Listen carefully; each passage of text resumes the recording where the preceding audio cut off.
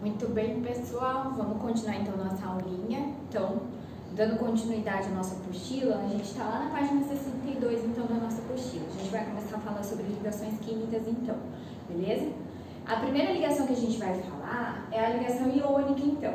Qual é a característica dela primordial que vocês vão ter que guardar muito bem? Transferência completa. O que significa completa? Um vai perder e o outro vai ganhar. Quem vai perder e quem vai ganhar? Um átomo perde um elétron, ou mais elétrons, dependendo da necessidade, e o outro ganha, beleza? Quando acontece essa troca, então, um perde e o outro ganha, a gente forma íons, por isso o nome da ligação iônica. Então, a gente vai formar íons. Quais são os dois íons existentes que nós temos? Nós temos o cátion e o ânion, então, beleza? Só relembrando, cátion é o átomo carregado positivamente e o ânion é o átomo carregado negativamente, beleza? Então aqui, pessoal, como que vai acontecer a ligação iônica? Bom, para quem não viu a aula de tabela periódica, agora é a hora de voltar lá atrás e rever novamente, beleza? Para quem já viu, vamos relembrar alguns conceitos. Se a gente procurar o sódio na tabela periódica, que ele é representado pelo símbolo Na, a gente vai ver que ele tem como classificação um metal, então, beleza? Se a gente fizer a distribuição eletrônica dele, a gente vê aqui que na camadinha de valência dele, ele tem apenas um elétron, beleza? Vamos anotar aqui esse elétron, então. Um elétron na camada de valência, beleza? Eu quero fazer uma ligação com o cloro. Se a gente for pegar a nossa tabelinha periódica, analisar o cloro está lá na família 17 ou na 7A. Ele é um ametal, ele tem como classificação ametal, beleza?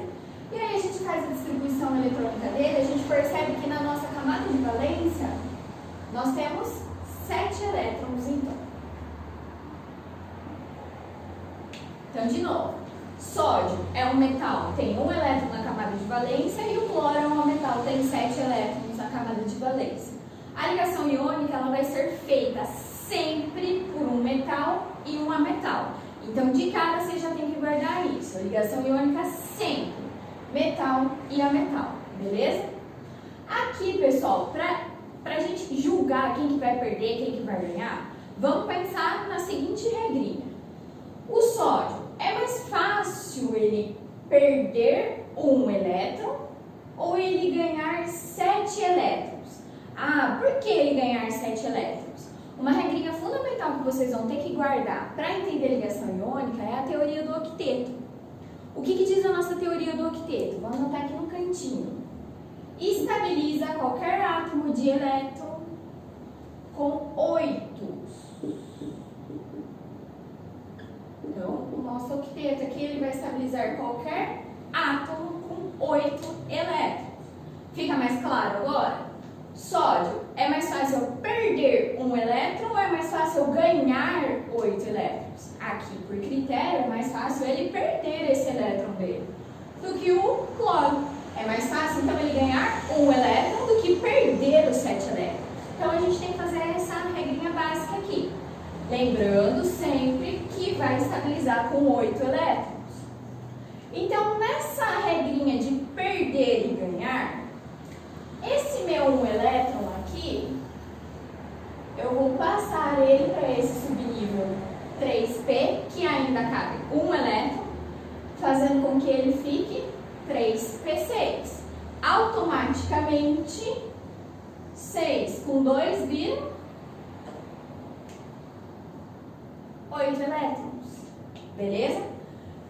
Cloro, obedece a minha regrinha do octeto? Obedece, porque ele tem 8 elétrons na camada de valência. E o sódio? Ah, o sódio tem um. Mentira, ele perdeu esse elétron.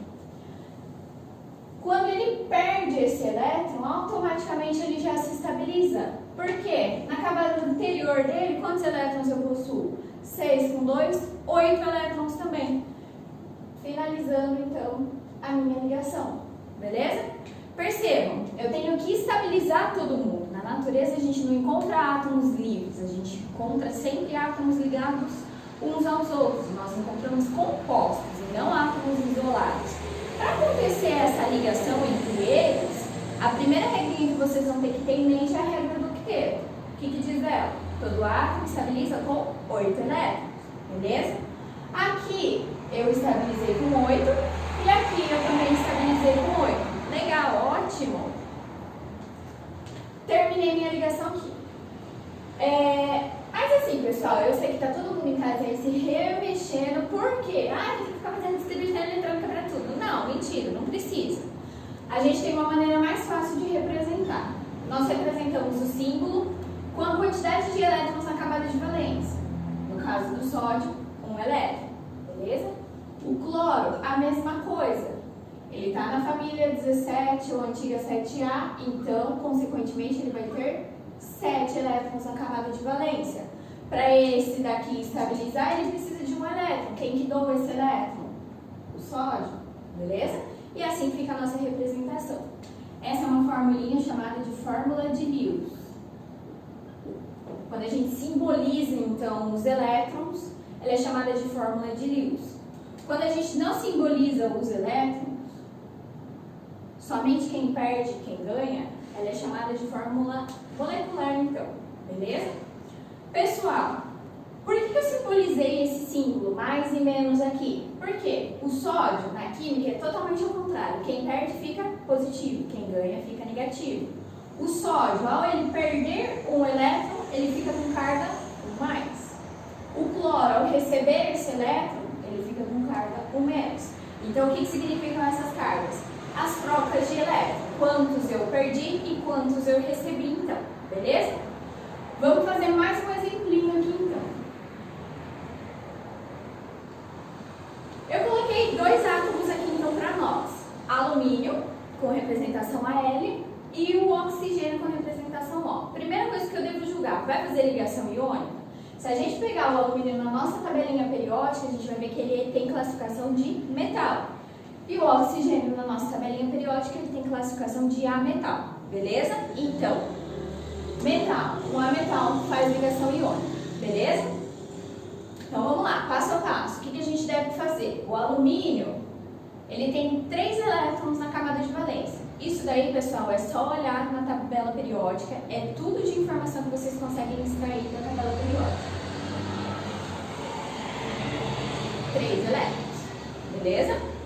O oxigênio está na família 6A ou 16. Então, consequentemente, ele tem 6 elétrons na camada de valência. Eu represento 6 elétrons na camada de valência. Beleza? Vamos relembrar. O octeto, a regra do octeto diz que para nós estabilizarmos um átomo, ele precisa de 8 elétrons. Quem que é mais fácil? Eu ganhar 5 ou eu perder 3? Mais fácil eu perder 3, então. Então é ele que vai ceder. Ele vai se tornar um cátion, então ele vai se tornar um íon positivo, então. E esse carinha aqui é mais fácil ele perder os 6 ou ele receber 2? É mais fácil ele receber 2, beleza? Então ele vai se tornar o nosso ânion, então. O nosso íon negativo, beleza? Então vamos lá. Para esse daqui se estabilizar, ele precisa de quantos elétrons? 2. Eu passo 2 elétrons para cá, beleza? Estabilizei o oxigênio, vamos contar? 1, 2, 3, 4, 5, 6, 7, 8. 8, legal. Estabilizei o oxigênio. E o alumínio? Não, sobrou 1 elétron no alumínio, beleza? O que a gente faz agora? Ai, deu tudo errado, acabou minha vida. Não, mentira. Eu preciso de mais um átomo de oxigênio. Então, na teoria, ele vai aproximar mais um átomo de oxigênio, novamente com 6 elétrons na camada de valência. Para esse daqui se estabilizar, ele precisa de quantos? 2. Ai, meu Deus do céu, agora eu só tenho um. O que eu faço? Horas. Se eu aproximei um átomo de oxigênio, agora eu tenho que aproximar quem? Outro átomo de alumínio com 3, tá vendo? É tipo um equilíbrio. Eu tô equilibrando as coisas, tô fazendo essa jogadinha aí. Bom, peguei um de lá, fiquei com 7, beleza? 1, 2, 3, 4, 5, 6, 7. Ótimo. 7. Estabilizou? Não estabilizou, mas estabilizou o alumínio anterior. Ótimo. Pego um desse alumínio aqui, fico com 8. Estabilizei o oxigênio? Estabilizei. 2, 4, 6, 8. Legal. E o alumínio? Ai, tem 2 ainda. O que eu faço? Mais um átomo de oxigênio. Com 6 elétrons na camada de valência. Beleza? Para esse carinha estabilizar, eu preciso de quantos elétrons? 2 elétrons. Da onde que vem? Só pode vir desse átomo de alumínio. Estabilizei o oxigênio? Vamos ver. 2, 4, 6, 8. Legal, está estabilizado. E o alumínio? Perdeu todo mundo que tinha que perder? Perdeu. Acabou a minha ligação iônica. Como que eu vou montar a minha fórmula, então? Primeiro, sempre aquele que perde, sempre aquele que fica positivo, o meu cádmio. Quantos átomos de alumínio eu tenho aqui? 2. A representaçãozinha vem embaixo, beleza? Depois vem sempre o meu ânion, meu íon negativo, oxigênio. Quantos átomos de oxigênio eu tenho aqui? 1, 2, 3. Minha formulinha fica a seguinte, Al2O3, beleza? Eu só estou representando as quantidades, beleza? De quantos átomos aí eu vou ter em cada molécula, então, beleza? Lembrando novamente que sempre o primeiro, quem vem sempre? Sempre o positivo e logo após vem o negativo, beleza? Pessoal, vamos falar aí que vocês estão numa provinha e vocês não têm tempo para fazer essa sacada aí de ficar desenhando elétron, de ficar fazendo coisinha bonitinha, beleza? Vou dar uma alternativa para todo mundo. Vamos supor que a gente não saiba a fórmula, não tem como saber, beleza? Aí a professora é malvada e ela vai apagar, porque senão vocês vão colar, beleza? Vamos supor que eu quero uma ligação entre alumínio e oxigênio. Alumínio, se a gente reparar na tabelinha periódica, ele vai ter então 3 elétrons na camada de valência. Se ele tem 3 elétrons na camada de valência, é mais fácil ele perder esses 3 elétrons. Novamente, quem perde na química fica positivo. Então, por isso que eu represento a quantidade de elétrons que ele tem para perder e qual é a representação, se ele vai perder ou se ele vai ganhar. Como ele perde, ele fica positivo. Então, carga 3+, beleza? O oxigênio, se a gente reparar na tabelinha periódica, ele está na família 16, ou a 6A. Para ele obter o octeto, faltam 2 elétrons. É essa representação que eu vou colocar aqui, e não 6, beleza? A representação que eu vou colocar é a quantidade que ele tem que obter para formar o octeto, beleza? Então, no caso do oxigênio, ele tem que ganhar, e automaticamente quem ganha é negativo na química, beleza? Ótimo, agora a gente vai fazer uma regrinha que a gente chama de regra da porteira. Por quê? Cruzado, beleza? Vocês são novinhos, vocês não conhecem uma porteira, né? Mas assim, a porteira tem um X no meio, por isso que a gente chama de regra da porteira, beleza? Então vamos lá. O que quer dizer cruzado? Essa carga desse carinha aqui vem aqui embaixo, sem a representação de positivo e negativo. E esse númerozinho desse carinha aqui vai na representação do oxigênio. Opa, não deu certo? Igualzinho a gente tinha feito anteriormente, a L2O3. Então é só fazer esses joguinhos de carga, beleza? Pessoal, de novo, a representação que vai em cima é a representação do que eu vou perder e do que eu vou ganhar. Não necessariamente a representação da tabela periódica. Vamos combinar assim, ó. Que se for menor do que 4, é a representação da tabela periódica. Se for maior do que 4, não é a representação da tabela periódica, é a quantidade que ele tem que receber para formar o octeto, então. Beleza? Por que eu falo isso? Quando vocês chegam no oxigênio, no enxofre, no cloro, a tendência de vocês é colocar aquilo que está representado na tabela periódica. Por exemplo, se fosse o cloro, ele tem 7 elétrons na camada de valência. Vamos fazer esse daqui, ó. O sódio, ele está na família 1A, consequentemente, ele tem 1 elétron para perder, beleza? O cloro, ele está na família 7. Para ele obter o octeto, faltam quantos? 1 elétron apenas, não vou colocar 7, beleza? Eu vou colocar apenas 1 elétron, beleza? Se a gente fizer a regra da porteira, a gente vai ver que tem 1 e 1. Geralmente, índices 1, quantidade 1, a gente omite. A gente não escreve, beleza? Então, não é que não necessariamente a gente não tem nada. Mentira, a gente tem 1, beleza? A gente fez cruzado, 1 e 1 a gente apaga e omite ele, beleza? Mas, de novo, cuidado com a representação do ânion. O ânion é aquilo que eu tenho que ganhar, beleza? Pessoal, características, e talvez sejam as mais principais, assim, a principal sacada da ligação iônica que vai assim, vocês vão escutar bastante, vocês vão ter que decorar um pouquinho, beleza? Lá na nossa página, deixa eu confirmar, A partir da página 68, vamos colocar aí, começa na página 67 lá embaixo, mas assim, na página 68, nós vamos ter todas as características desses compostos iônicos, beleza? Principais delas que vocês precisam saber. Esses compostos, eles são tão organizados, mas tão organizados, que ao formar um cátion e um ânion, eles formam um retículo cristalino. O que é um retículo cristalino? Seria a organização desses átomos em formas geométricas. Então, eles formam formas geométricas, beleza? Quando a gente fala de ligação covalente, a gente vai ver que elas se ordenam de outra forma, mas a ligação iônica ela é uma ligação muito ordenada, beleza? Segunda principal característica e talvez a mais importante, esses compostos eles conduzem eletricidade, ou seja, eles conduzem corrente elétrica quando eles estão no estado líquido, ou seja, quando eles são fundidos, beleza? Ou quando eles estão em solução. Por exemplo, se eu pegar a minha água normal de torneira e colocar um aparato que conduz a corrente elétrica com uma lâmpada no bocal, a gente vai ver que essa água não conduz corrente elétrica, beleza? Se eu colocar uma colherzinha de sal, a gente vai perceber que essa lâmpada já começa a acender, meio fraquinha, mas já acende. Sal, pessoal, é esse composto aqui que a gente está estudando, NaCl, beleza?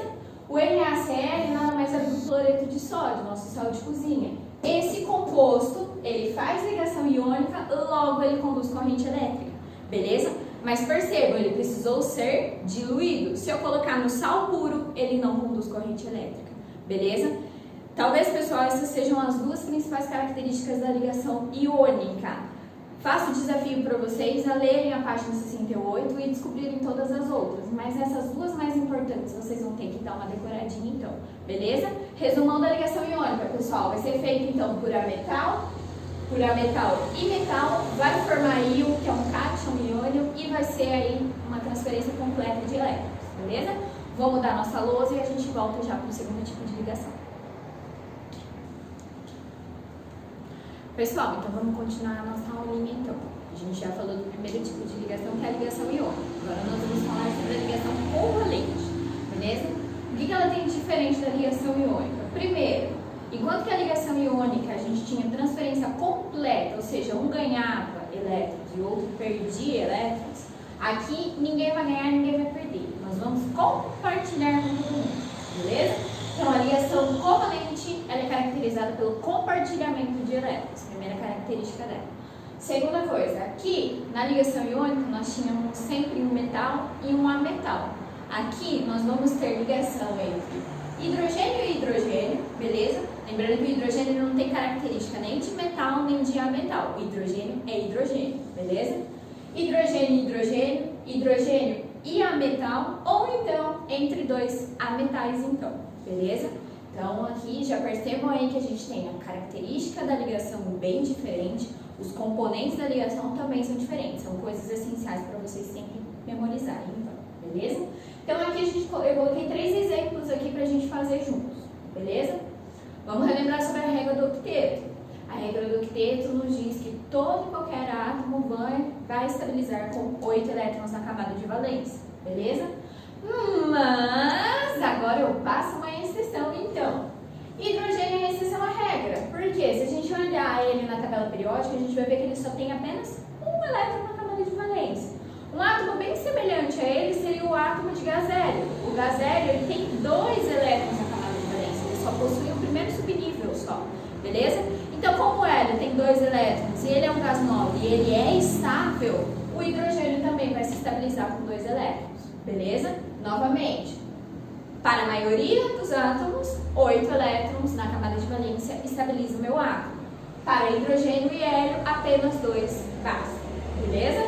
Então vamos lá. Representação novamente da minha formulinha de Lewis. Hidrogênio está na primeira camada, na primeira família da tabela periódica, consequentemente ele tem 1 elétron na camada de valência, beleza?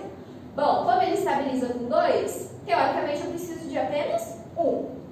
Mas agora eu não estou perdendo e não estou ganhando. Como que eu simbolizo a minha ligação covalente? Na iônica é representado por setas, né? Da onde está indo para onde está chegando, beleza? Aqui eu vou fazer um enlace,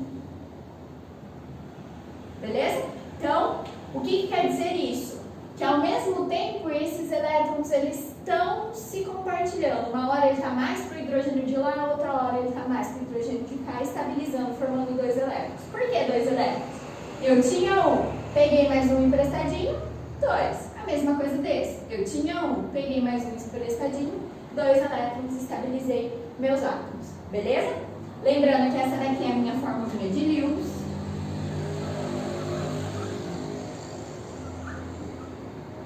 A ligação covalente, pessoal, ela é a mais chatinha, porque ela tem vários tipos de representação. Enquanto que aquele lá só tinha a fórmula de Lewis e uma fórmula do composto iônico, aqui eu tenho a fórmula de Lewis, eu tenho a fórmula estrutural, que representa apenas a ligação. Então, aqui no caso, como eu compartilhei um par de elétrons, eu tenho a representação de um tracinho, beleza? Então, essa é a minha fórmula estrutural.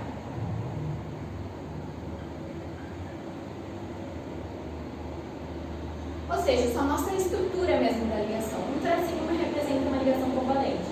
E eu tenho a fórmula molecular.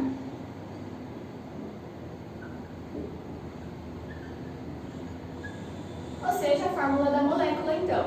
Se eu tenho dois átomos de hidrogênio, então eu represento H2, o átomo e a quantidade. Beleza? Vamos para o próximo exemplo, então, tá? Oxigênio. Eu tenho que julgar primeiro se vai fazer ligação covalente.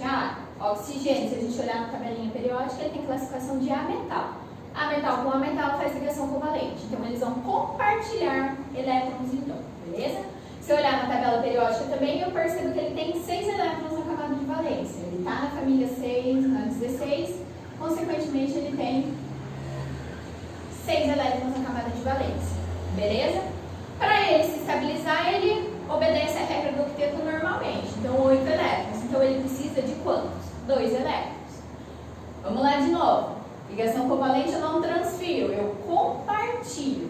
Então, eu vou agarrar esse daqui desse lado, beleza? E aí, pessoal, é só fazer contagem normal, igual a gente estava fazendo antigamente. 2, 4, 6. Se ele pegou um lá, 7. Faltam quantos ainda? Falta mais um. Então, ele vai abraçar mais um aqui. Legal.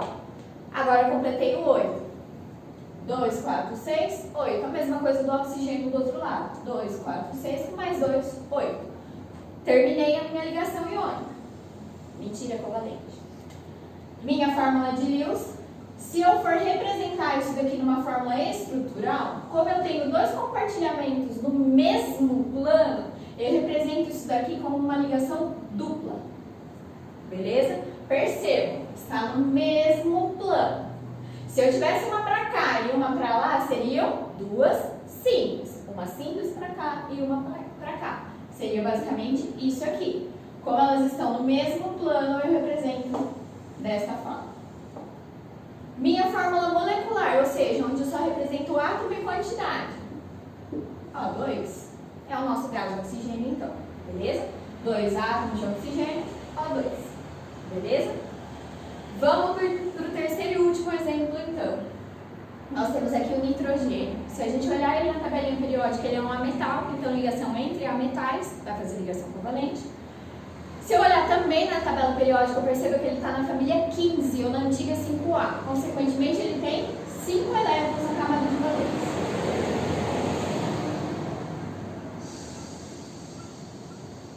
Percebam, pessoal, que tem que organizar ao máximo esses elétrons, tá bom? Não é simplesmente colocar o átomo e sair distribuindo bolinho para um monte de lugar. Não, tentem organizar, tentem formar um padrão, beleza? A gente vai estudar a geometria das moléculas e aí a gente vai perceber que não necessariamente a gente vai jogar. A gente tem uma regrinha para colocar tudo certinho, beleza? Mas por enquanto, organizem esses elétrons. Não saiam jogando bolinho para tudo quanto é lugar, beleza? Então vamos lá. Se ele tem 5 elétrons na camada de valência, para ele atingir o octeto faltam 3, beleza? Então, como ele está fazendo ligação covalente, ele vai compartilhar. Novamente. Se eu pegar um daqui, eu fico com 6. Se eu pegar mais um aqui, eu fico com 7. E se eu compartilhar mais um aqui, eu estabilizo com 8. Beleza? Então vamos lá. 2, 3, 5. Com mais 3, 8.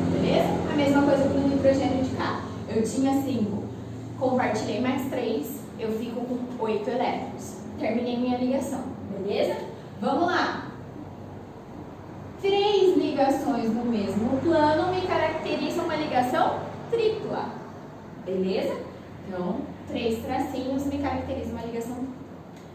Minha fórmula molecular, se eu tenho 2 átomos de nitrogênio, logo eu tenho N2, beleza? Pessoal, algumas coisas importantes então que a gente tem para falar da ligação covalente. A ligação covalente, não sei se vocês repararam, nós compartilhamos em pares. Então, sempre um desse lado tem que ceder um e o outro do outro lado também tem que ceder. Acontece aos pares, beleza? Ó, eu tinha um daqui, eu formei um parzinho. Um daqui, eu formei um parzinho. De novo, sempre aos pares. Os compartilhamentos acontecem aos pares, beleza? Outra característica importante para a gente falar é que se a gente pegar a tabelinha periódica e analisar, principalmente metais alcalinos ferrosos, a família do boro, do carbono, do nitrogênio, os calcogênios, halogênios e os gases nobres, se a gente for reparar nesse pessoalzinho, pessoal, a gente vai ter uma valência. O que seria essa valência que a gente fala? Seria a quantidade de ligações que esse elemento pode fazer, beleza? No caso da família 1, quem está na família 1 tem um elétron na camada de valência. Logo, a valência dele é monovalente, porque ele tem a tendência de perder um elétron. Assim, sucessivamente, quem está na família 2, a tendência dele é perder 2 elétrons. Na família 3, é perder esses 3 elétrons. A partir da 4ª família, que é a família do carbono, o que vai começar a acontecer? O carbono, geralmente, ele faz ligação covalente. Geralmente, beleza? O que acontece com o carbono? Ele tem 4 elétrons. Para ele, tanto faz ele perder os 4, ganha 4, porque é a mesma quantidade, beleza? Então, aí a gente já tem que julgar. Primeiro, se for ligação de carbono com metal, é ligação iônica. Mas se for ligação de carbono com carbono, é covalente. Por quê? A metal com a metal. Então, vai compartilhar pares de elétrons. Como ele tem 4 elétrons na camada de valência, qual seria a valência dele? 4 também, beleza? Ele é tetravalente, então, beleza? Então, vamos lá. Família do carbono, família do nitrogênio, que é esse carinha aqui, ele tem 5 elétrons. Qual seria a valência do nitrogênio? Não é 5. Por quê? Ele tem que receber 3 elétrons, beleza? Então, se ele recebe 3 elétrons, ele é trivalente, beleza? Percebam que a família do nitrogênio e a família do boro, as duas são trivalentes. Por quê? Uma vai perder e a outra vai receber, mas continua sendo trivalente. Família do oxigênio, ele tem que receber 2 para completar o octeto, então ele é divalente, bivalente, beleza? E aí, de novo, a família do cloro, que é a família dos halogênios, eles tem 7 elétrons na camada de valência, vai ter que receber 1, consequentemente, ele é monovalente também, beleza? Então, observem essas valências, então. A partir daí, pessoal, a gente tem um monte de joguinhos que dá pra gente fazer. Por exemplo, o nitrogênio, para ele completar, como ele é trivalente, para ele completar o octeto, ele pode fazer uma ligação tripla. 1, 2, 3, obtive o octeto. Mas vocês também percebem que ele poderia fazer uma dupla e uma simples? 2 de um lado, mais 1 do outro, 3. Trivalente, beleza? Ou então ele poderia fazer 3 simples. 3 simples completa o meu octeto, beleza? Então a gente pode fazer essas jogadinhas. A mesma coisa do carbono. O carbono é o que tem a maior variedade de ligações. Porque o carbono, ele é tetra. 4 ligações. Eu posso fazer 2 duplas, High-Spock, beleza? Posso fazer 4 simples, ou então eu posso fazer uma tripla e uma simples. Calma, a professora não consegue deixar o dedinho junto, beleza? Ou então 4 simples, ou então 2 duplas. Então perceba que eu posso fazer esse monte de jogadinhas aí, então, beleza? Isso tudo depende da minha valência, então, beleza? Pessoal, características das ligações covalentes também se encontram na apostila. Lembrando que essa matéria aqui vai estar disponível a partir da página 80, beleza? Então, a partir da página 80 nós temos todo o conteúdo de ligação covalente. E lá na página 82 nós temos as características, igual na ligação iônica, beleza? Mas específicas da ligação covalente. Principais dela, Esses carinhas aqui, eles não têm retículo cristalino. A gente vai estudar agora a geometria das moléculas, então, como que essas moléculas elas vão se organizar, então, beleza? Mas principal característica da ligação covalente, diferentemente da ligação iônica, que conduzia corrente elétrica num estado líquido, ou seja, num estado fundido ou então em solução, aqui a ligação covalente ela não conduz corrente elétrica. Então, se eu fizesse aquele mesmo experimento da água, beleza? Colocasse o aparato, a lâmpada não acenderia. E se eu colocasse açúcar, açúcar faz ligação covalente.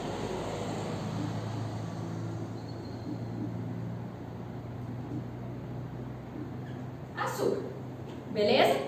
Se a gente perceber aqui, se a gente ver o que tem aqui nessa ligação, carbono e oxigênio, a metal. Um hidrogênio só pode fazer ligação covalente, beleza? Se a gente colocar esse carinha, dissolver na água e colocar o aparato de novo, não vai acender luz, a lâmpada, beleza? Então essa ligação aqui, os compostos formados por essa ligação não conduzem corrente elétrica, beleza?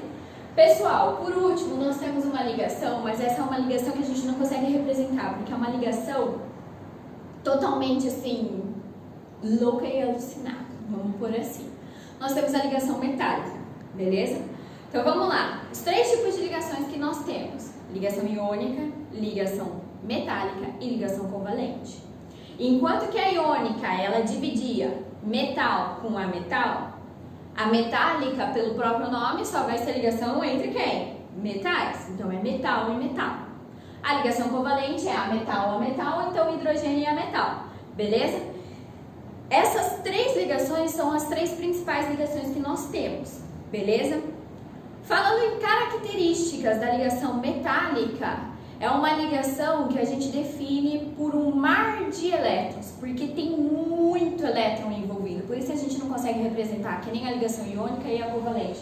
A gente não consegue colocar 2 pontinhos e simbolizar alguma coisa, porque na verdade não são 2 pontinhos, não são 8, são milhares de elétrons, então não caberia a nós ficar desenhando um monte de pontinho, beleza? Então essa é a definição da ligação metálica. Mas ao contrário, a teoria dela é muito mais prática. Por quê? Ligação metálica, se a gente olhar no nosso cotidiano, instalação elétrica é feita através do quê? Fios de cobre. Cobre é o quê? Se a gente olhar na tabelinha periódica, metal.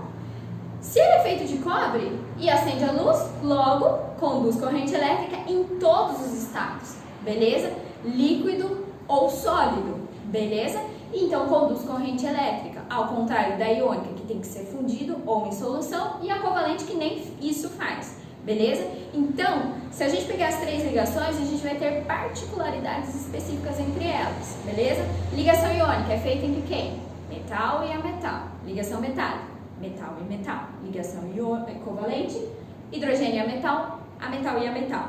Características de condução de corrente elétrica: ligação covalente não conduz. Ligação iônica conduz quando em solução ou quando ele está no estado líquido. Ligação metálica conduz em todos os estados, beleza? Ligação metálica conduz calor, conduz, é maleável, a gente consegue moldar, transformar em fio. Ligação iônica não, são duros e quebradiços. A ligação covalente, então, eles são praticamente gasosos, a gente não consegue nem manipular eles, beleza? Então, se a gente fizer um quadro comparativo, cada uma tem suas especificidades. E é aí o que eu sugiro para vocês fazerem. Para estudar os 3 tipos de ligação, montar um quadro. Ligação iônica, quais são as características? Ligação covalente, quais as características? E a metálica, quais as características? Beleza? Metálica é uma ligação que a gente não costuma falar muito, justamente pela complexidade dela, do mar de elétrons, beleza? Mas aí a gente tem a teoria, que é a condução de corrente, nananana, beleza? Pessoal, vocês já estão aptos a responder as 2 listas da nossa apostilinha, então. Tanto da iônica, que está lá na página 70, beleza? Então, página 70, 71, 72, 73 e 74 são exercícios de ligação iônica. A partir daí, nós vamos ter a ligação covalente a partir da página 84. Então, 84, 85 e 86 são exercícios de ligação covalente. Já pode responder, se deliciar, e se houver dúvidas a gente conversa depois, beleza? Pessoal, como o nosso nosso tempo não é tão longo assim, se vocês observarem a apostila, esse tema ele vai estar englobado, o tema de ligações químicas vai estar englobado com a nutrição, beleza? Então, sugiro a vocês que vocês leiam o capítulo de ligações, porque está falando muito sobre nutrição e é um tema necessariamente cobrado aí nas provinhas que vocês irão prestar, beleza? Vou dar continuidade à aula, então vou mudar mais uma vez a lousa e a gente volta a conversar então, beleza? Vamos lá, pessoal. Uma matéria bem ligada, então, principalmente a ligação covalente, seria então a geometria molecular. Bom, quando a gente fala de compostos iônicos, eu já mencionei para vocês que eles vão formar um retículo cristalino, então um formato geométrico. Os átomos vão estar se arranjados de forma que eles formam figuras geométricas, então. Agora aqui, quando a gente fala de ligação covalente, a gente tem algumas características específicas, porque primeiro essa ligação não forma retículo cristalino, então não forma um formato geométrico. Ela vai formar ângulos entre as ligações, beleza? E o que vai reger a geometria molecular é a teoria de repulsão das nuvens eletrônicas. Uau! O que seria isso? Essa teoria diz que os átomos eles vão se repelir a tal ponto de formar o máximo ângulo entre eles. Não necessariamente os átomos em si, as ligações que esses átomos formam, beleza? Então, ligação simples, dupla e tripla são considerados aí formadores de nuvens eletrônicas, então, e pares elétrons desemparelhados, pares de elétrons desemparelhados, também considera que isso forma uma nuvem eletrônica. Vamos ver isso na prática que fica melhor para eu mencionar para vocês. Quando a gente tem, então, dois átomos se ligando entre si, a representação da nuvem seria uma nuvem só. Por quê? Eu tenho apenas uma ligação simples, então a minha nuvem eletrônica é feita através dessa ligação. Se eu tenho apenas uma ligação, a nuvem eletrônica é uma nuvem bem grandona ao redor do átomo, então, beleza? Eu tenho aqui a ligação entre hidrogênio. Qual seria a máxima distância entre eles? Um ângulo de 180 graus, uma reta, beleza? Por isso que eu falo que quando eu tenho dois átomos ligantes, a geometria minha vai ser linear, ela é uma reta, beleza? Então, eu tenho a máxima angulação entre a minha nuvem eletrônica, então. De novo, dois átomos formando a minha molécula, eu tenho geometria linear, então, beleza? A mesma coisa aqui com o ácido clorídrico. Eu tenho apenas uma ligação. Se eu tenho apenas uma ligação, eu tenho apenas uma única nuvem eletrônica totalmente dispersa aqui, beleza? A máxima angulação, o máximo distanciamento entre eles seria então uma reta, beleza? Por isso que forma um ângulo de 180 graus com geometria linear, então, beleza? Agora, a partir de 3, o negócio já começa a ficar um pouquinho mais interessante. Vamos lá. 3 átomos. Eu tenho duas possibilidades. 3 átomos. Eu tenho um átomo central, então, e esse átomo central eu posso caracterizá-lo com elétrons desemparelhados e sem elétrons desemparelhados. Por quê? Dá diferença. Segundo a minha teoria de nuvens eletrônicas, de repulsão das nuvens eletrônicas, eles também consideram como nuvem eletrônica pares de elétrons desemparelhados. Toda e qualquer ligação e os pares de elétrons desemparelhados. Vamos ver aqui, ó. Sem elétrons desemparelhados, com 3 átomos, eu tenho meu átomo central e aqui 2, né, átomos aí nas marginais, então. Então, eu tenho 3 átomos. Se eu considero nuvem eletrônica as minhas ligações, quer dizer que eu tenho uma nuvem eletrônica para cá e outra nuvem eletrônica para cá, beleza? Esse meu átomo central não tem elétron sozinho, que não fez ligação. Isso que é par de elétron desemparelhado. Eu não tenho par de elétron, não tenho elétron que fez ligação. Todos os elétrons do carbono fizeram ligação. Então, a máxima distância entre eles também vai ser uma reta, beleza? Se eu tenho uma nuvem para cá e uma nuvem para cá, qual é a máxima distância entre elas? Também uma reta. Por isso que vai apresentar, então, geometria molecular linear. Então, beleza? De novo, 3 elétrons, sem elétrons desemparelhados, sem elétrons ligantes, geometria linear. Agora, se eu tiver 3 átomos e o meu átomo central possuir elétrons desemparelhados, eu tenho uma outra geometria. Vamos analisar primeiro essa molécula aqui. Eu tenho o enxofre, que é o meu átomo central, tenho uma ligação para cá, outra ligação para cá e tenho o elétron desemparelhado. Segundo minha teoria, toda ligação e todo elétron desemparelhado forma uma nuvem eletrônica. Então, a nuvem eletrônica, pessoal, vocês podem ver através da apostilinha lá na página no 87, beleza? Que ela é representada como se fosse uma bexiguinha, beleza? Então é isso que a gente faz. Então eu tenho uma ligação para cá, logo eu tenho uma bexiguinha. Eu tenho outra ligação para cá, eu tenho outra bexiguinha. E tenho mais uma aqui que forma outra bexiguinha. Qual é o máximo distanciamento entre elas? Diferentemente da linear, que a distância maior era uma reta, aqui, esse elétron aqui de cima afasta esses elétrons daqui. Então, a máxima angulação agora vai ser de 120 graus, então. Beleza? Então, percebam que esse parzinho aqui de elétrons aqui, ele faz diferença. Por quê? Teoricamente, ele seria reto. Mas como eu tenho uma nuvem eletrônica que está repelindo as duas, elas dão uma entortadinha para baixo, beleza? E aí é o que eu falo que a minha geometria é angular, porque ela vai formar um ângulozinho aqui então, não vai ser mais reto, ela vai formar um ângulozinho para baixo então. Daí eu falo que meu ângulo é de 120 graus.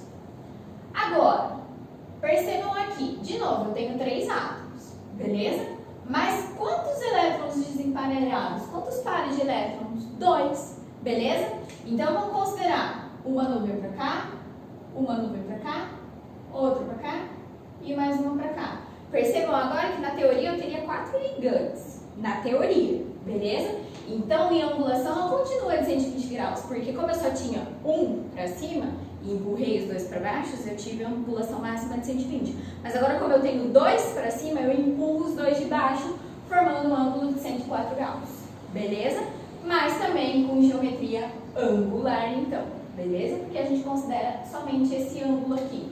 Teoricamente, ele seria reto, mas ele formou um ângulozinho aqui, então, ó.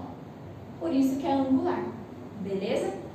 Vou acalmá-los que, assim, esses ângulos, assim, vocês não precisam ficar decorando de cabeça, não, beleza? A não ser que seja uma prova bem criteriosa, uma avaliação bem criteriosa. Mas, assim, fiquem tranquilos que isso daí não é interessante para nós. Só mesmo o nome da geometria, então, beleza? Continuando, então, aqui, pessoal, nós temos, então, agora ligações com 4 átomos, beleza? Agora,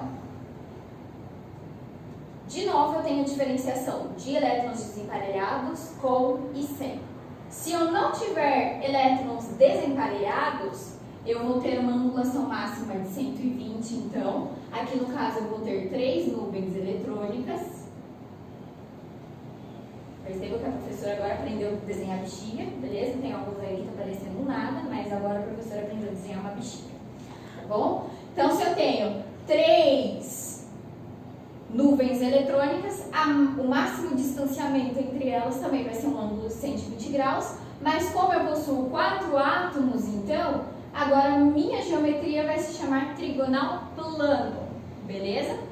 3 trigonal, tá bom? Mas é no mesmo plano, então, por isso trigonal plano, tá bom? A representação, pessoal, seria basicamente isso aqui, ó.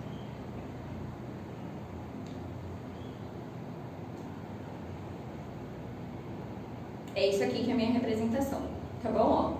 Ó, uma para cima, uma nuvem para cima e 2 para baixo.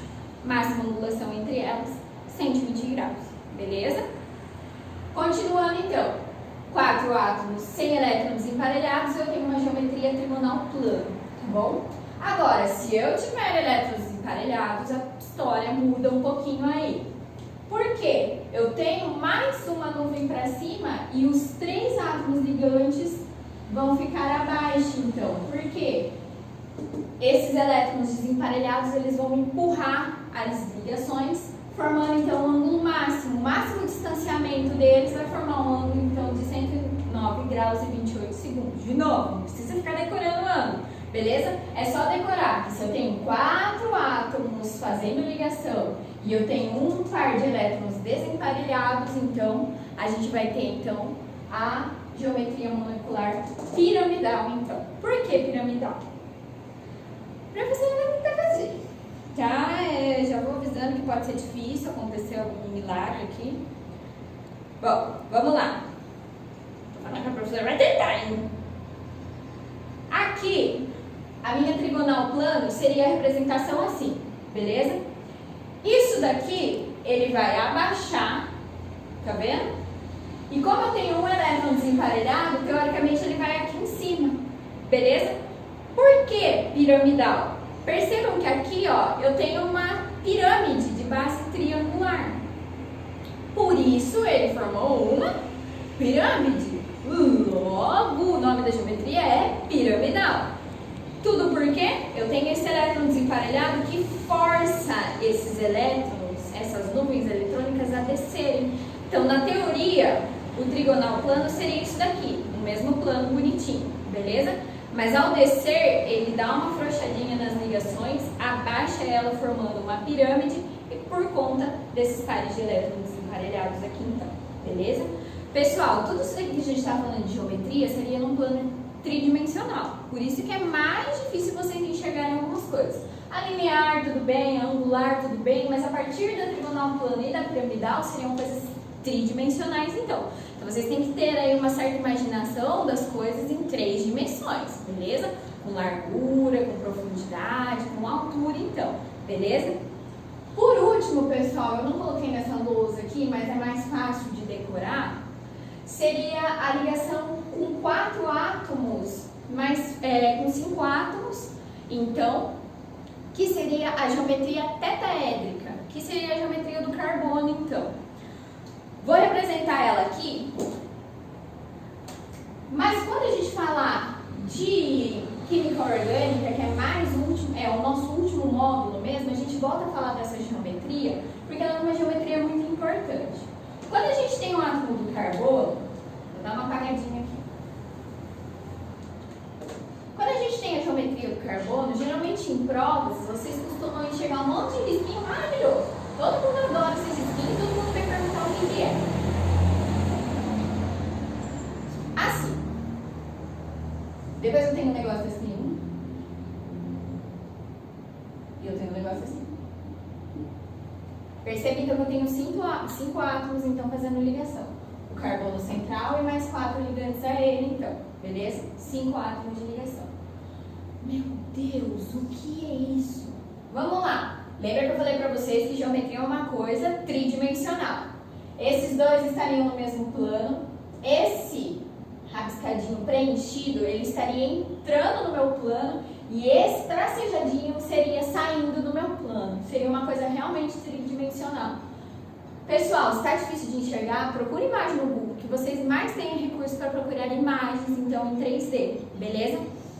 Mas antes que todo mundo surte e veja uma prova com isso daqui, essa é a geometria do carbono, é a geometria entre 5 ligantes, então, que a gente chama de geometria tetraédrica. Essa geometria tetraédrica, então, é basicamente a geometria do carbono, que vocês vão mais visualizar ela aí, então. Então, de novo, 5 ligantes, então, sendo que eu tenho 2 no mesmo plano, um saindo do meu plano e o outro entrando no meu plano, então, geometria tetraédrica, então, beleza? De novo, pessoal, essa geometria molecular, ela é feita através de ligação covalente. Ligação iônica, forma retículo cristalino, é outra história e também não é cobrado de vocês porque é uma coisa assim bem mais específica. Mas a geometria molecular, ela é própria da ligação covalente e aí dependendo da quantidade de átomos, de nuvens eletrônicas que eu formo e se eu tiver ou não elétrons desemparelhados, ou seja, elétrons que não fazem ligação, elétrons que sobram, ele vai me dar aí uma geometria diferente para cada molécula então, beleza? Vamos continuar o massacre, eu já volto. Bom, vamos lá então, continuando o massacre, então, vamos lá, pessoal, já engatilhando todos os temas que a gente está falando, E ainda em ligações, não tem como fragmentar muito esses temas, porque são temáticas bem relacionadas então. Nós já falamos de ligações, dos tipos de ligações, das propriedades, já falamos da geometria que elas vão formar, né, os ângulos que vão formar, principalmente nas ligações covalentes. Agora a gente vai avaliar a polaridade das ligações, beleza? Bom, aqui a gente fala de duas em específico, ligação iônica e ligação covalente. Quando a gente fala de polaridade de ligações, se a gente voltar lá na nossa aula de tabelinha, eu falei para vocês que uma propriedade muito importante era a eletronegatividade. O que era a eletronegatividade? É aquela capacidade do átomo em atrair os elétrons para próximo dele, beleza? Então, se você não viu essa aula, retoma, que aí fica um pouquinho mais claro na mente de vocês. Mas basicamente seria isso, a capacidade de um átomo em atrair, puxar os elétrons mais para próximo dele, beleza? Isso é a eletronegatividade. Quando a gente fala de ligação iônica e avalia sobre polaridade de ligações, a ligação iônica ela vai formar cátion e ânion. Necessariamente, um perde e o outro ganha. A partir disso, pessoal, a gente julga que todo composto formado por ligação iônica é polar. Por quê? Forma polos, carga, positivo e negativo, beleza? É isso que a gente vai julgar aqui então. Agora, quando a gente fala de ligação covalente, a gente tem uma retinha ali que eu já vou falar para vocês o que é, mas a gente avalia de novo a eletronegatividade. Qual é a tendência? Já que ninguém perde, ninguém ganha, qual é a capacidade? Será que um elétron, um átomo, ele tem capacidade de atrair esse elétron ou não? A nuvem fica dispersa entre a molécula, beleza? É isso que a gente vai avaliar em ligação, beleza? Porque molécula é outra história, tá? Então, de novo, ligação iônica por si só forma ligações polares, beleza? Porque polo positivo e polo negativo.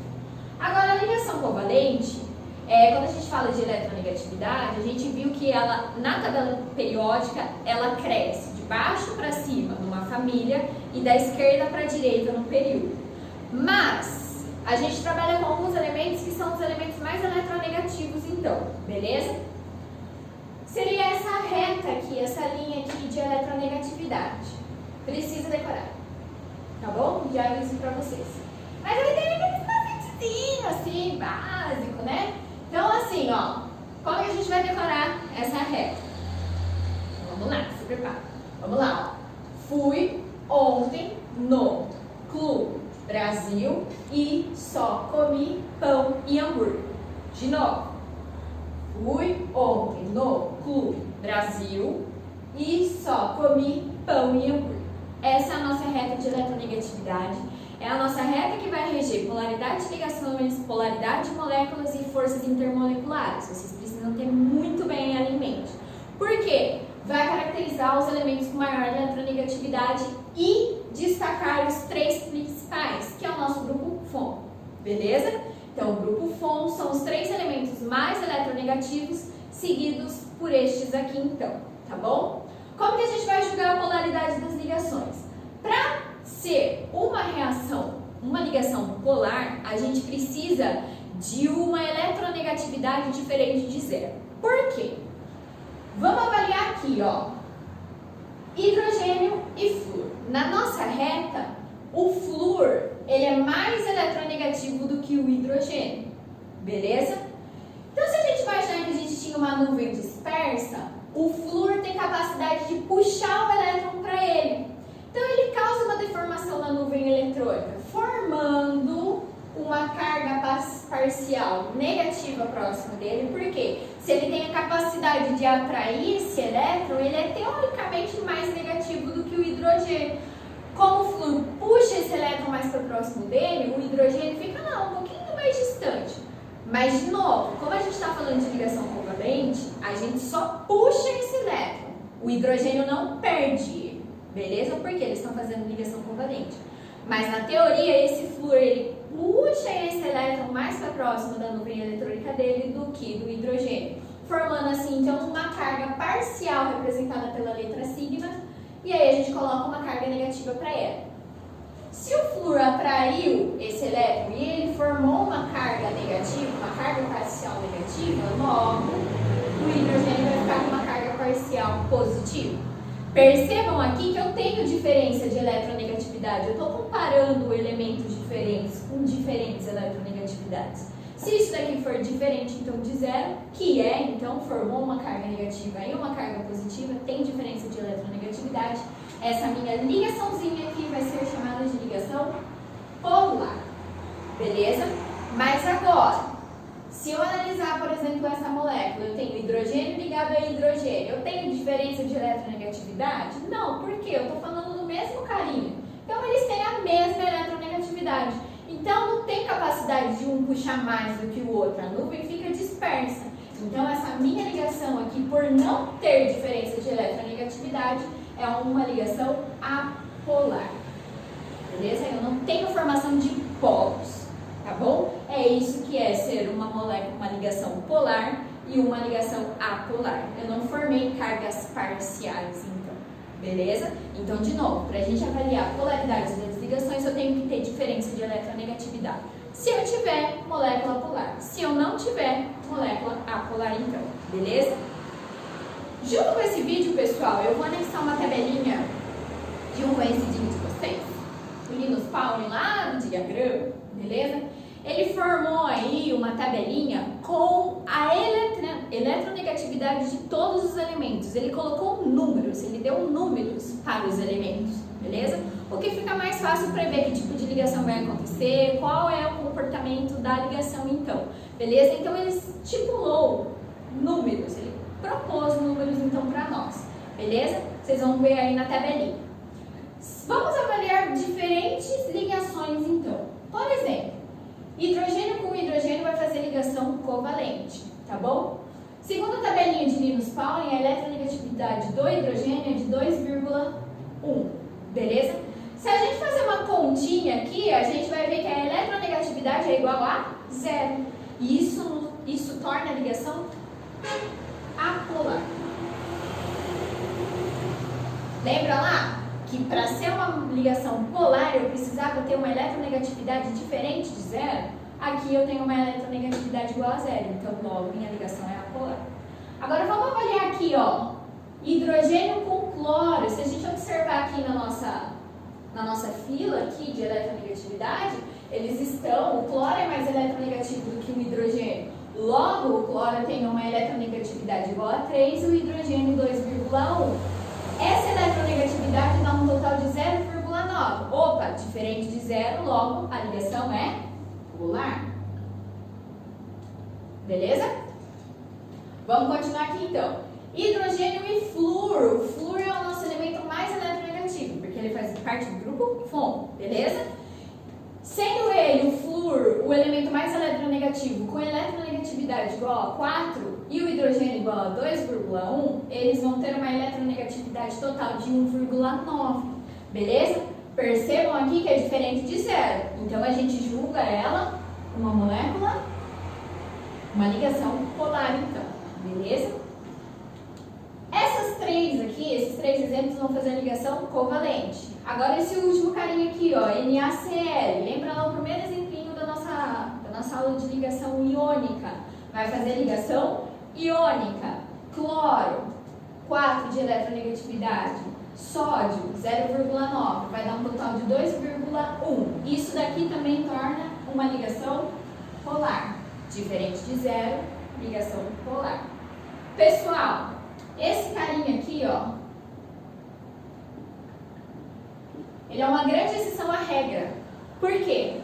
A gente julga que a partir de 1,7 de diferença de eletronegatividade, a substância, os átomos envolvidos vão fazer a ligação iônica. Esse carinha aqui tem 1,9 e mesmo assim ele faz ligação covalente.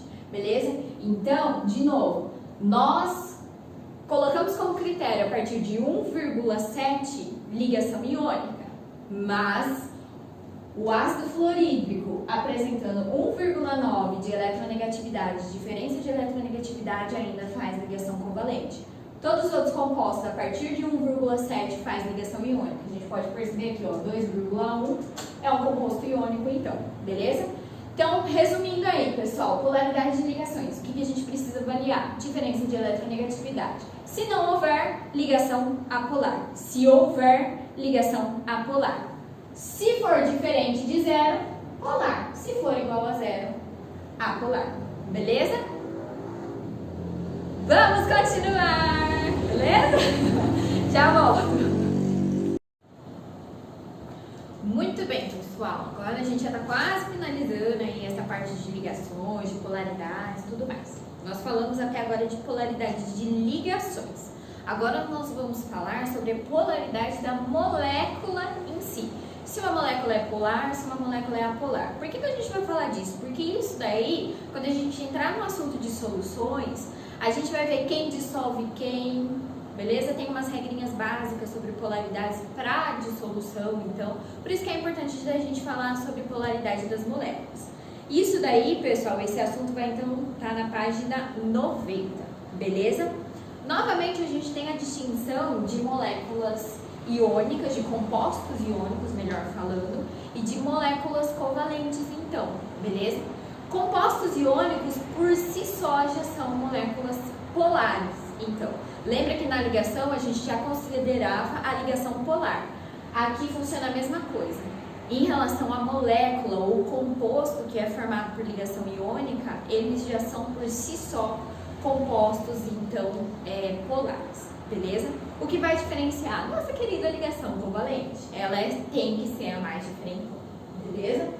Para a gente avaliar se uma molécula ela é polar ou apolar, a gente vai avaliar um vetor, beleza? Vetor a gente vê muito em física, né? Eu não sei se eu já passou isso para vocês, mas aqui a gente vai falar basicamente, porque não necessariamente a gente vai ficar medindo o vetor, calculando o vetor. Mas para a gente falar de polaridade de moléculas, a gente fala sobre vetor. E por que a gente fala sobre vetor? Lembra que nas polaridades das ligações a gente precisava ter uma diferença de eletronegatividade. Quem puxava quem, se puxava ou se não puxava, beleza? Aqui a gente vai avaliar a mesma coisa, beleza? Então, como que a gente vai avaliar? E por que desse vetor? Esse vetor ele é chamado de momento dipolar. Seria a força com que o átomo, esse átomo mais eletronegativo, puxa o elétron mais para próximo dele. Esse é o momento dipolar, então, seria a força com que ele vai puxar. Se ele é um vetor, a gente pode calcular sentido, direção e calcular, então, a intensidade, beleza? As três principais características de um vetor. Então, o vetor, o momento dipolar, ele tem sentido, direção e intensidade, beleza? Então, vamos avaliar aqui, então. Lembrando que para a gente falar sobre polaridade de moléculas, a gente vai ter que fazer a soma dos vetores. Se o vetor, essa soma, for diferente de zero, a molécula é polar. Se ela for resultante igual a zero, a molécula é apolar. Então vamos começar a avaliar aqui as nossas moléculas. Coloquei várias moléculas e a gente vai avaliar cada uma. E aí a gente vai julgar se elas são moléculas apolares ou polares. Primeiramente aqui a gente tem a união aqui, a ligação covalente do gás oxigênio, né? A molécula de O2 então, beleza? Coloquei os valores aqui em cima da eletronegatividade lá de Linus Pauling, da tabelinha que vai anexa junto aí no videozinho de vocês.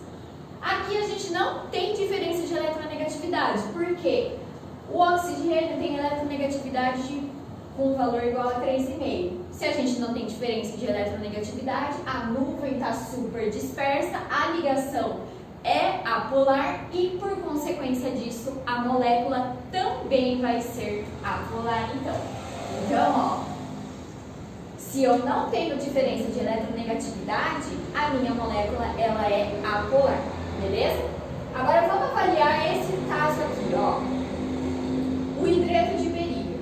Então, coloquei os valores aqui. O berílio ele tem uma eletronegatividade de 1,5 e os hidrogênios de 2,1.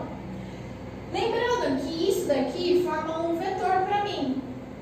Se a gente for comparar 2,1 e 1,5, quem que está puxando os elétrons mais para próximo dele? O hidrogênio. É por isso que eu representei essa setinha aqui em laranja em direção ao hidrogênio. Porque ele está puxando os elétrons para ele. A mesma coisa desse lado, o hidrogênio e berílio, quando a gente compara, o hidrogênio puxa para esse lado. Tá vendo que eu tive aqui dois vetores, um para a direita e o outro para a esquerda, beleza? Se a gente fizer uma diferença de eletronegatividade, a gente vai ver aqui, ó, que eu tenho 0,6. Então, intensidades, esse vetor tem uma intensidade de 0,6. 0,6. Mas eles estão em direções opostas. Se eu fizer a soma desses vetores, a resultante vai ser igual a 0. E resultante igual a 0, eu tenho uma molécula apolar também, beleza? Então, o hidreto de berílio, ele é uma molécula apolar, beleza? Então, de novo, intensidades iguais em direções opostas me formam uma molécula apolar, beleza? Vamos jogar esse carinha aqui, ó. Agora eu tenho o trifluoreto de boro, beleza? Coloquei os valores. O boro tem uma eletronegatividade de 2. O flúor tem uma eletronegatividade de 4, beleza? Então, quem que vai puxar os elétrons? O flúor, lógico. Então, eu representei aqui 3 vetores, beleza? Aqui a gente tem uma regrinha que diz o seguinte, pessoal. Ângulos iguais e vetores com intensidades iguais, a minha molécula sempre vai ser apolar. Então, eu nem preciso fazer a resultante, porque eu sei que a resultante vai dar 0, beleza? De novo, ângulos iguais. Então, nessa molécula aqui, eu tenho todos os ângulos iguais a 120 graus, beleza? Ângulos iguais com intensidades, ó, todos igual a 4, iguais, eu tenho que a minha resultante é 0 e eu concluo, então, que a minha molécula é apolar, beleza? Vamos analisar a molécula da água. A molécula da água ela já vai ter uma característica um pouquinho interessante. Bom, eu coloquei aqui os valores de eletronegatividade. Então, 2,1 para os hidrogênios e 3,5 para o oxigênio. Logo, quem puxa os elétrons é o oxigênio, então. Beleza? Eu tenho 2 vetores para cima. Só que esses vetores, eles têm sentido e direção opostas, totalmente diferentes. Então, eles não se anulam. E a julgar que eu tenho 2 pares de elétrons aqui em cima, eles também me formam um vetor. Então, a minha resultante vai dar para cima, beleza? Eu não consigo anular esses vetores. Logo, se a minha resultante dá diferente de 0, eu tenho uma molécula polar. Ai, mas é muito difícil de lembrar isso. Como que eu vou decorar isso? Pessoal, a geometria da molécula é muito importante. Aqui eu tenho uma geometria angular. Ó, vamos relembrar aulinhas aí que a gente estava comentando.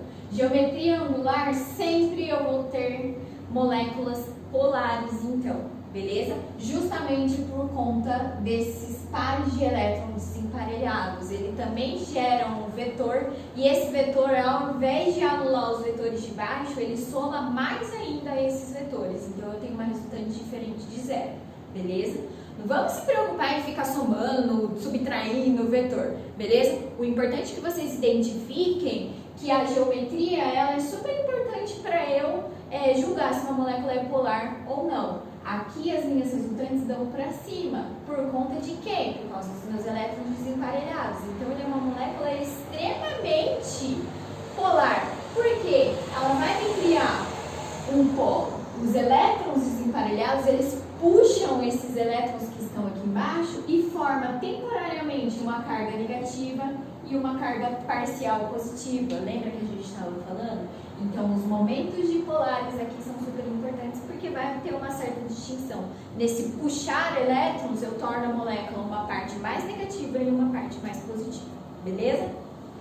Vamos lá. Mais um exemplinho aqui, ó. A nossa molécula de amônia. Então, já coloquei os valores do hidrogênio, 2,1 para cada, e o nitrogênio, 3. Beleza? Eu tenho que o nitrogênio vai puxar todos os elétrons do hidrogênio, dando uma resultante para cima. E, de novo, eu tenho mais um par de elétrons emparelhado. Então, a minha resultante ela vai se somar a essas resultantes para cima e vai resultar, então, um vetor maior aí. Beleza? Isso daqui também nos torna uma molécula polar. Lembrando, resultante diferente de 0, molécula polar. Pessoal, até agora nós tratamos de ligantes iguais, beleza? Ó, todos os ligantes iguais. 3 hidrogênios dois hidrogênios, ligantes iguais, a um átomo central. Mas aqui, ó, percebam que eu tenho um carbono central ligado a 3 hidrogênios, mas eu tenho um ligante que é o cloro. Opa, um ligante diferente. Julgando carbono com hidrogênio, quem puxa é o carbono. Então, o carbono aproxima os elétrons do hidrogênio mais para próximo dele, beleza? Eu tenho o cloro. O cloro, ele é mais eletronegativo do que o carbono. Então, de novo, eu tinha uma resultante para cima que não anulava esses vetores aqui do hidrogênio, e novamente eu tenho mais o cloro, então a resultante vai ser diferente de zero, e aí eu vou ter novamente uma molécula polar. Vetores, a soma dos meus momentos dipolares é diferente de zero, logo eu tenho uma molécula polar. Tá bom, vai, você falou de vetor, você falou de um monte de coisa louca, e agora não tô entendendo nada.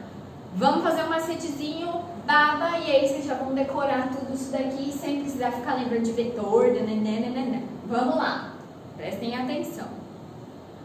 O macete é o seguinte: se o número de nuvens ao redor do átomo central for igual ao número de ligantes iguais, a minha molécula é apolar. Se for diferente, ela é uma molécula polar. Vamos ver isso daqui na prática. Vamos ver esse carinha aqui. Quantas nuvens eletrônicas eu tenho? Lembrando que nuvem eletrônica é qualquer ligação simples, dupla, tripla e par de elétrons emparelhados. Eu tenho 3 nuvens eletrônicas. Beleza? Então vamos lá. 3 nuvens. Quantos átomos iguais ligantes eu tenho ao átomo central? 3 átomos. Números iguais? Sim, números iguais. Então, molécula apolar. Beleza? Vamos ver aqui no caso da água? Vamos jogar primeiro quantas nuvens eu tenho. Eu tenho uma nuvem eletrônica para cá, outra nuvem eletrônica para cá, outra para cá, outra para cá. Quantas? 4 nuvens no total. Beleza? Quantos ligantes iguais? Apenas 2 ligantes. Opa, peraí, tá dando diferença. 4 nuvens, 2 ligantes iguais. Então a molécula é polar. Beleza? Vamos aqui para esse carinha aqui pra gente treinar bastante e vocês pegarem bem o macete. Primeiro eu conto quantas nuvens eletrônicas eu tenho. Uma para cá, outra para cá, outra para cá e mais uma que eu não posso esquecer do par desemparelhado. 4 nuvens também. Quantos ligantes iguais? Apenas 3. 3 hidrogênios. Opa, de novo, diferença. Molécula polar. Vamos jogar esse carinha aqui que tem um monte de coisa ligada nele. Quantas nuvens eletrônicas eu tenho? De novo, 4. 4 nuvens. Quantos átomos iguais ligados ao átomo central? Apenas 3 átomos. Porque o cloro é diferente do hidrogênio, beleza? Se deu diferença aqui, molécula polar, beleza? Viu só como não precisa ficar somando vetor e vendo vetor e pegando eletronegatividade? Tem um jeito mais rápido e mais fácil, beleza? Agora, pessoal, tudo é daquilo que vocês julgarem mais importante. Se for uma questão dissertativa, lógico, muito mais bonito vocês fazerem a soma dos vetores, mostrarem os vetores, a direção da eletronegatividade, quem está puxando os elétrons para onde, beleza? Mas agora, se for uma questão de alternativa, bora no macete, que fica muito mais prático, beleza?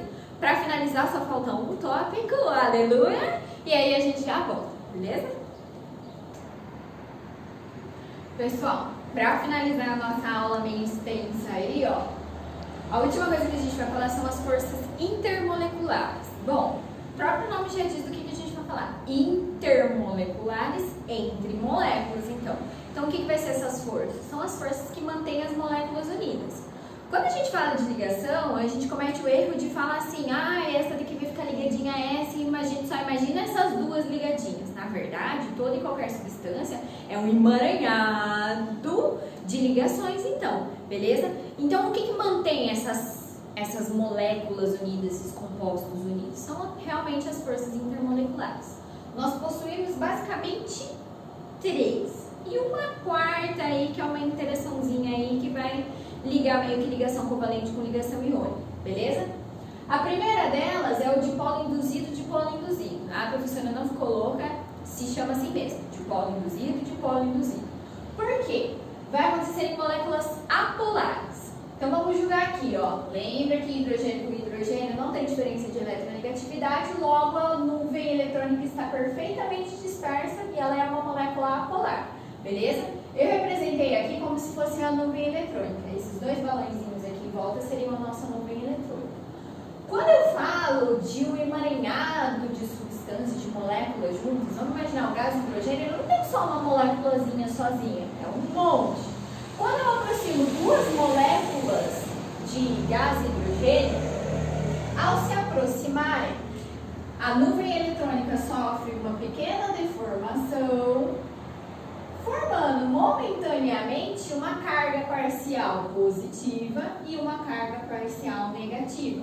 A mesma forma aqui do lado, momentaneamente cria um polo positivo e um polo negativo. As forças intermoleculares são regidas realmente por essa força, essa atração eletrostática, ou seja, polo positivo com polo negativo. Sempre vai ser o polo positivo aproximando o polo negativo, beleza? Então aqui, eu aproximando essas duas moléculazinhas aqui de gás hidrogênio, eu formo uma pequena deformação na minha nuvem eletrônica, criando o polo positivo e o negativo. Sempre o positivo atrai o negativo, e é isso que une, então, moléculas apolares, como por exemplo o gás hidrogênio. E aí a gente fala que as forças intermoleculares dessa molécula são de polo induzido e de polo induzido. A gente já dá para sacar aí, né, pessoal? Por que é induzido? Porque ao se aproximarem, induziu-se a criação de polos. Não que não necessariamente exista, beleza? Mas foi uma indução aí, então, beleza? O próximo tipo de força intermolecular é a dipolo-dipolo. Agora, ao contrário, ela vai acontecer em moléculas polares. Então, aqui a gente já tem a criação de um polo positivo e de um polo negativo. Lembrando que o cloro é muito mais eletronegativo do que o hidrogênio. Ele puxa, ele aproxima os elétrons do hidrogênio mais para próximo dele. E aí, a gente já tem a criação, a formação de polos, positivo e negativo. De novo, quem atrai quem? Sempre polo positivo atrai o polo negativo, beleza? Aqui a gente tem representação de duas moléculazinhas, pessoal, mas imagine isso várias, beleza? Polo positivo atrai o polo negativo, polo positivo atrai o polo negativo, e assim, ele vai atrair uma positiva, outra negativa, uma positiva e uma negativa, e isso sucessivamente, beleza?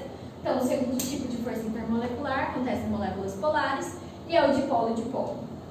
O terceiro tipo de interação, então, de força intermolecular é chamado de ligações de hidrogênio. Bom, a gente já saca de novo que se a gente está falando de um tipo de ligação hidrogênio, é quando o hidrogênio está ligado aos três elementos mais eletronegativos. Lembra lá na nossa fila de eletronegatividade? Quem são eles? O grupo FON, beleza? Então, o grupo FON ligado ao hidrogênio torna as moléculas muito polares, ela tem um polo muito diferenciado. A nuvem eletrônica, ela realmente se dispersa mais para um lado do que para o outro, beleza? E quando acontece isso, de hidrogênio ligado a um elemento muito eletronegativo, a gente tem as ligações de hidrogênio. Então, por exemplo, no caso da água aqui, né, ó, essa interaçãozinha aqui, ó, que acontece aqui, do polo positivo com o polo negativo aqui, que é o hidrogênio, beleza? Isso torna aí uma ligação muito forte. É por isso que a gente pode citar as características da água, a tensão superficial da água.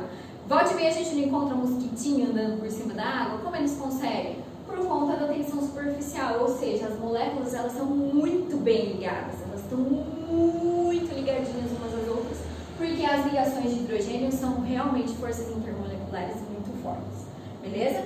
Para finalizar, então, vamos lá, a gente tem interação íon-dipolo, beleza? Então aqui a gente vai ter realmente um dipolo, aqui no caso a gente tem a molécula da água, então, ligada a um íon, beleza? seja ele positivo ou negativo. Aqui a gente tem a representação do íon negativo, e aí essa interaçãozinha aqui que acontece, então do polo positivo da água, que é o hidrogênio, com a ligação do cloro aqui, que é o negativo, a gente tem essa interação íon-dipolo. Pessoal, não sei se ficou muito claro para vocês, e quando a gente fala de forças intermoleculares, então, é a união dessas moléculas. Dipolo induzido e dipolo induzido, cargas positivo e negativo que foram induzidos na aproximação. Dipolo-dipolo, eu já tinha essa diferença de eletronegatividade, eu já tinha polos criados, um positivo e um negativo, então elas se aproximam do positivo e do negativo. Ligações de hidrogênio, vai acontecer então, ó, com o grupo FON, então flúor, oxigênio e nitrogênio ligado a quem? Hidrogênio. A interação do polo positivo com o polo negativo. Percebam que eles sempre vão se ligar do polo positivo com o polo negativo. Positivo com negativo. E aqui, interação íon-dipolo, se eu tenho a representação de um ânion, que é um íon negativo, logo ele só pode estar ligado na parte positiva da molécula. Beleza? Se a gente for colocar isso daqui numa ordem, pessoal, a gente vai ter que a dipolo induzido aqui é a força mais fraca, então numa ordem crescente, beleza? A dipolo-dipolo é mais forte que a dipolo induzido.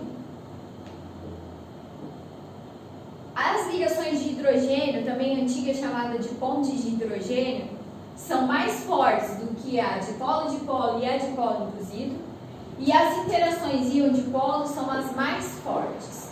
Se a gente colocar então numa escala, a gente tem dipolo induzido, dipolo-dipolo, ligações de hidrogênio e íon-dipolo. Beleza? Numa ordem crescente. Então, tá bom? Pessoal, a aula é super importante porque eles gostam bastante de forças intermoleculares, vocês vão ter que julgar aí qual é o tipo de interação que acontece, beleza? Então assim, deem uma estudada melhor. Vou prometer passar uma lista a mais para vocês sobre isso, apesar de não ser um tema tão recorrente, mas é um tema muito importante para a gente dar continuidade nas nossas aulas, então, beleza? Qualquer dúvida a gente conversa depois, e desculpa, porque a aula foi super louca hoje, tá bom? E aí, é isso aí.